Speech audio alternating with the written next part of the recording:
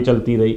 अभी बुधनी का काउंटिंग चल रहा है। विजयपुर में प्रारंभ दौर में कांग्रेस आगे थी, बुधनी में भी लगातार आगे थी, परंतु परिस्थितियां ऐसी बन जाती हैं कि ये लोकतंत्र तंत्र के आगे हार जाता है। जो लोकतंत्र है ना, आप अमरवाड़ा में देखिए 1.5 घंटे चर्चा में लौटेंगे। अजीत जी, मैं लौटूंगा आपके पास। और इस बीच एक बड़ी खबर, रुझानों में महायुति को 200 सीटें पार।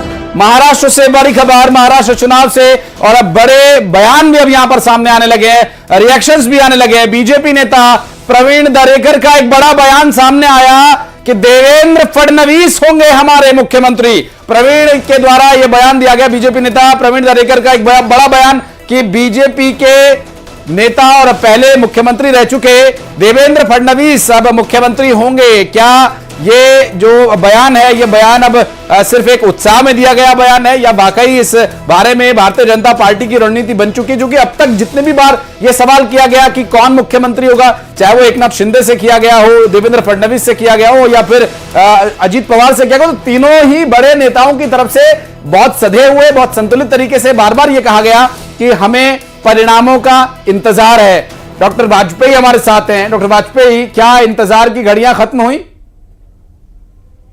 मुझे लगता है ये उत्साह का बयान ज्यादा है। हो सकता है देवेंद्र फडणवीस जी हो सकता है कोई और हो, क्योंकि जिन लोगों को ये तय करना है बैठकर कि मुख्यमंत्री अब इस परिस्थिति में कौन होंगे, उनको बैठ जाने दीजिए, उनको चर्चा कर लेने दीजिए।